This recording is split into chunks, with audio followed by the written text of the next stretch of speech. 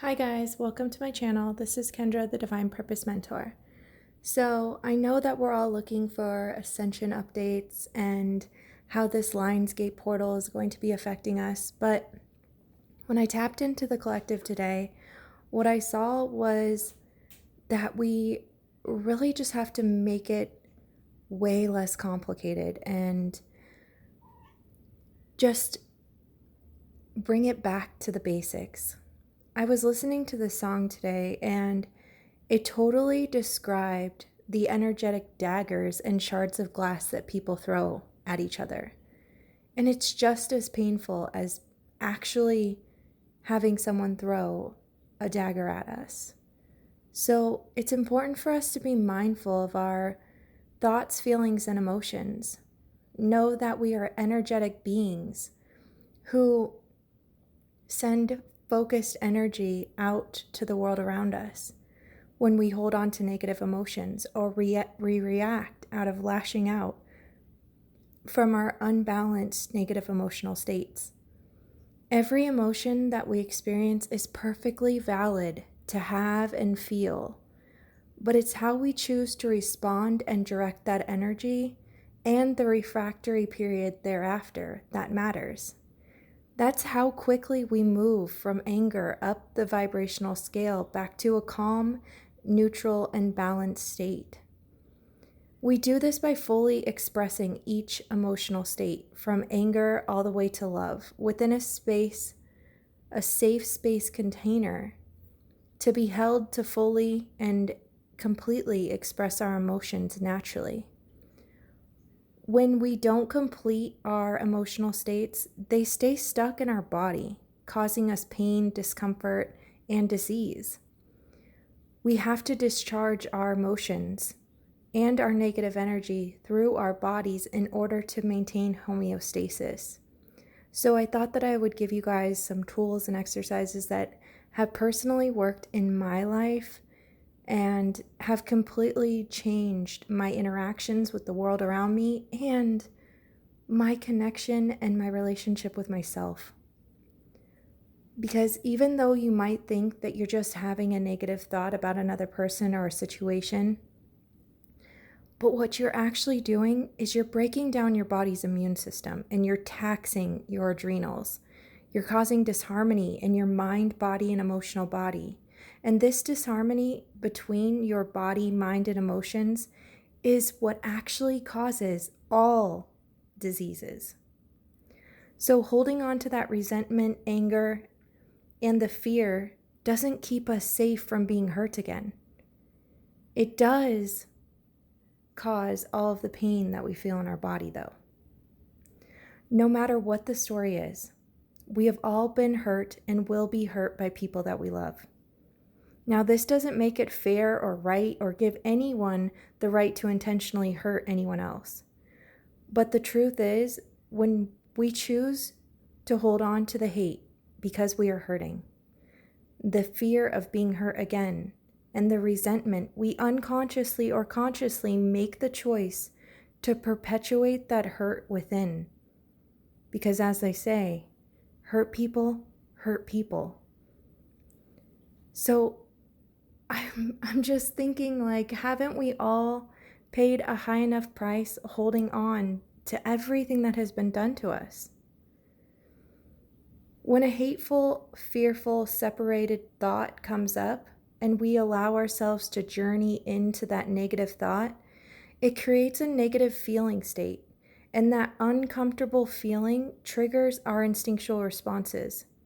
And that tells our body that we are in survival mode, and it's time to react in order to keep us alive. The problem with this is that we instantly start looking for who the threat is. We look for who the problem is instead of what the problem is. We then go into a battle of wills, creating zero-sum games of all proportions. I mean, aren't you starting to see that this is what is creating all of the disharmony on our planet? So, in order to create change on this planet, we first have to create a massive paradigm shift within ourselves. We need to heal the relationship that we have with ourselves. We need to change the way we treat and process our emotions. We need to listen and communicate our needs directly to ourselves and the people in our lives. When we listen to our internal guidance system, aka our emotions, we follow that feeling towards relief, to joy, to love, to bliss, staying in gratitude each and every day, focusing on that positive feeling thought, that positive, what is thriving in your life, and heading in that direction. That's when we know that we are in alignment with our higher self, with our soul's purpose. That's when we become our purpose. We live our truth. Just try on a different perspective. Instead of projecting that hate and fear onto the outer reflection that you see, instead seek to find resolution and integration with the aspect of you that is being reflected back to you in the world around you. Here's a tool that works for me. I find the part within me that the outer reflection is triggering. I find how that person that is standing in front of me is me. What is it reminding me of? Often we find that it's parts of ourselves that didn't keep us safe in childhood. And so it's showing up in our reality to be integrated, but it feels like it's a threat. And so we want to push it away. But remember, there's only two energies in this world, and that is love going toward something and fear to push against. When we hate something, when we are triggered by something, when we reject something, we are fearing it. We are pushing it away. And we push away aspects of us throughout our lives, starting in childhood, when we go through the process of socialization and we realize that parts of us are okay to feel and express and have and hold and love, and parts of us are not. And so we start fragmenting ourselves off into acceptable and unacceptable aspects of whatever keeps us safe and loved and nurtured and connected. But often that creates adult lives where we don't even know ourselves. We fear ourselves. I have so many clients throughout the years that tell me that they're afraid to step into their power because they are afraid of what that will look like. They're afraid of some dark shadow aspect of themselves that they won't even look at or haven't even witnessed. And the thing about it is, guys, is in the depths of our shadows is like where all of our gifts are. That's when we are able to witness the light within. That is, it's when our backs are up against a wall that we find out what we are truly made of. And that's not about fighting. It's about witnessing. Because when you witness something, you can't witness something and also be possessed by it at the same time. So when we witness our emotions, we aren't overtaken by them. We aren't being controlled by our negative emotions. So choose to be a witness of your negative emotions and turn with love towards the parts of you that are screaming out for your attention. Sit with that part within you while you feel the emotional state start to dissolve, start to relieve. Ask that part what it needs from you. What does it need to feel safe, to feel loved and acknowledged? Seek to find resolution by meeting that part of you, that fragment of you's needs, without going against the conscious part of yourself. So that means creating integration with all aspects of you, where no fragments are being left behind. By fully and completely expressing each of our emotional states and allowing our body, mind, and emotional body to complete trauma cycles, we allow for everything that we experience to just flow through us. And it creates this beautiful dance when we feel the rise and the wave of emotions. We are just naturally can shake it off. We can process through it. It's not about bypassing. It's not about sidestepping.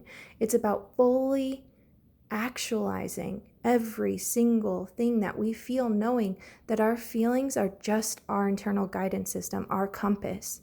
It is telling us where we are, where our North Star is. When you feel discomfort, when you feel uncomfortable, that means that you're going in resistance to your higher self. That means that you're going in resistance to your purpose. So when something feels bad, instead of continuing to try to go upstream, find that part within you that is paddling that boat in the opposite direction and see what it needs. Because often, no, always, our bodies and parts of ourselves and the world is never against us. Normally, we have the same intention, but the communication between our parts is broken. We don't communicate our needs directly. We don't witness the entirety of how we feel. We don't acknowledge what it is that we need. We don't go for that directly. We have been socialized and taught to go against our internal guidance system. So it's no surprise that we are the way we are in this world. There is no shame. It is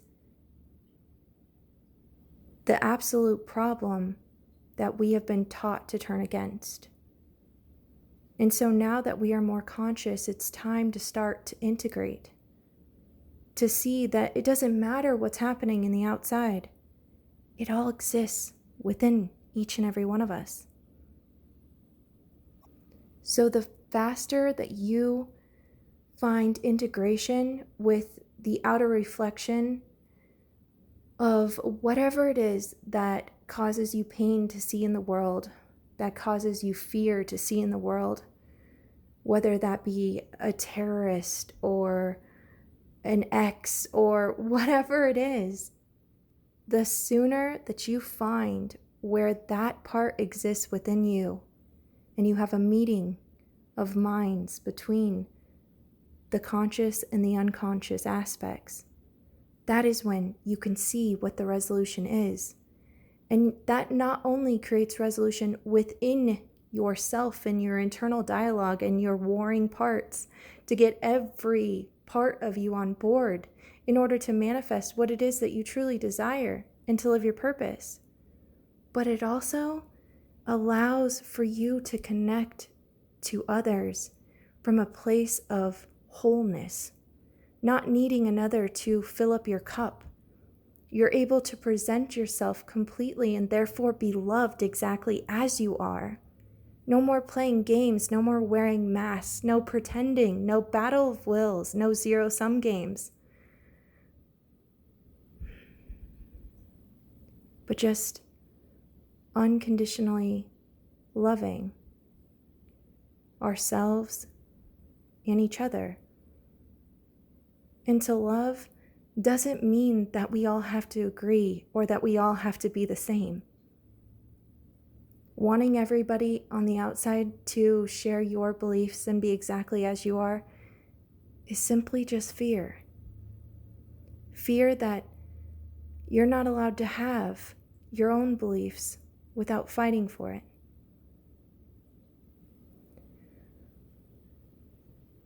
But that's no longer true.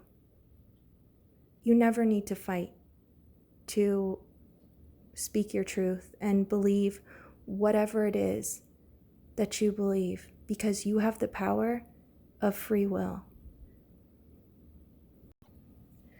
The reason why I'm harping on this so much is because I feel that there's just a massive confusion in the world. Nobody understands what creates diseases, and everybody's having wars on cancer and wars on this and fighting against and resisting, and they're just perpetuating the separation, and they're perpetuating the trauma, and they're perpetuating the fear. See, trauma is any type of discomfort or disharmony, a problem, a conflict without resolution. So it doesn't matter what that trauma is. From having a fight with your best friend at 5 years old that didn't find resolution, that is perpetuating in cycles that you're experiencing in your adult life, it doesn't matter what the story is. Trauma is anything that caused you any level of disharmony without resolution. When we don't complete our trauma cycles, it gets stuck in our body. And that stuck, suppressed energy in our body, it doesn't just affect our physical embodiment. It also affects our entire DNA lineage. That means whatever it is that you are suppressing and holding on to, you are passing down to your children, and everything that you're feeling within your body has been passed down to you. And in order to flip this paradigm and create a brand new mold, so to speak, we have to become conscious of what is creating the disharmony that we see, that we feel, that we experience. And know that we have an amazing gift. We have an ability to complete the trauma that we experience in our lives and in our entire DNA lineage that has been passed down to us, to completely rewrite our genetics for generations to come, because we are not victims of our genetics. We are the creators of our genetics. Not to mention the ripple effect that healing that you're going to do will have on everyone within a 10-mile radius of you.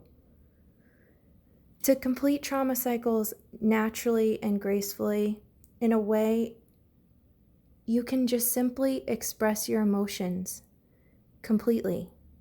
Each emotional state, from anger to sadness to fear to understanding and to love. This allows you to discharge the negative energy out of your body, and it gives you an opportunity to discover the entirety of your emotion, so you can see what that emotional charge was calling your attention to. This also allows space for resolution to be obtained. To express your emotions completely, the process for completing trauma cycles is 1, you need to create a safe space. It's important for us to ask for consent when we go into our emotional process. I can't tell you how toxic it is when people are just sitting there and they're venting all of their emotional space, and they haven't created that safe space and asked for the people around them to hold that strong, safe space. And instead, they're just triggering that person's emotions, and then they're feeding it and they're feeding it. And it only takes 3 people feeding that negative energy, that negative emotion, and talking crap about other people in order to create an entity. So we're all scared of like these demons in darkness, but we're the ones literally creating the thought forms of them. So if we could just become conscious that like this isn't woohooey, this is what is actually happening. And so just be mindful. Don't shame yourself for what you've done in the past. Understand that you didn't get that way for no reason. You were taught to behave and respond and react and connect in this way. But as we look at the planet and see the epidemic of loneliness that is infecting all of the people that inhabit this planet, it's time for us to make a shift and stop projecting the hate and the hurt that we feel within on the world around us. So 1, you create a safe space. So it's important for you to ask for consent for anyone that is in your energy field. You ask all parties involved to either hold a strong, safe space for your emotions to be expressed or shield themselves from your release, or for them to leave your space entirely, and so that you can completely discharge all of that negative emotional energy and not have them be affected by it. 2, ask for help. Often our emotions, they simply need to be felt, seen, heard, and understood by another without any repercussions or judgments or anything like that. And that's all they need in order to be completed. So it's so incredibly helpful to have someone that you trust to hold that strong, safe space in order for you to process your emotions completely. And whether that looks like a healing facilitator or a counselor or a best friend or a mother or father or brother, whoever that is, just find one person.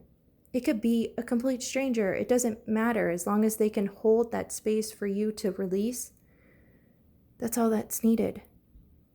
Now, look for your unconscious motivators. If you are venting your negative emotions and I see this as like hooking energy, where we send out negative emotions because we are desiring for somebody to come fill up our cup. We're desiring somebody to feel bad for us or somebody to come rescue us. And so be mindful when this energy comes up. If you are venting and looking around to see who's coming to your rescue, be mindful of what it is that you actually need and just ask for that need directly. It's really simple, and it's crazy like how complicated we make just like even asking for our needs to be met. It's ridiculous how much effort we put into trying to bait somebody to come over and give us the help that we need and deserve. All of us deserve to have our needs met. So 3, holding space. What is holding space? Okay, well, anyone can hold space for somebody to process their emotions simply by setting that intention to hold a strong, safe, judgment-free space for them to process and work through their emotions. You do this by and through a pure positive focus. You hold a positive focus towards that person, and you sit in this like beautiful space of just, I like to visualize like white light, and you are present with them at connecting at your heart space, knowing that they are processing an emotional state that is just a passing experience, but without needing them to change how they feel to appease anyone. So keep your own opinions and emotions out of their process. You can visualize them standing inside of a bubble, and you're standing on the outside. And you're just holding the outside of that bubble, keeping it protected from being popped by anything on the outside, and just allowing for them to process their emotions. And until they take a deep breath, and you'll see like this wave come over them, and then their body is like, and it's like this release and this calm stillness. And that's when you can see that their body has just completed a trauma cycle, and you can ask them how they feel, but be mindful that often when we see somebody crying, we go to give them a hug or give them a tissue. And what that does is it interrupts the trauma cycle, and then it locks that trauma cycle into the body. So you don't want to interrupt the process. You need to allow it to unfold however it does. Sometimes the body will shake, and that's so natural to discharge that negative energy. They'll shake or cry, or you'll just see a wave come over them, and they'll like kind of like you get the EBGBs, and you're like, like it just flows through. So you can ask them how they feel when they're done, but don't interrupt them until they've completed and they've gotten to that awareness and understanding and back to that love space of now they're able to see what they could do differently, or they can see a solution and they can go towards that instead of focusing solely on the problem, therefore creating more problems. So I hope this process has helped you guys. I will put a typed out copy of the process in the description box if you guys need it to follow along with. I hope this helps you. I know that it's done a massive transformation in my own life, and I hope that it helps you as well. I love you guys. Have a good weekend.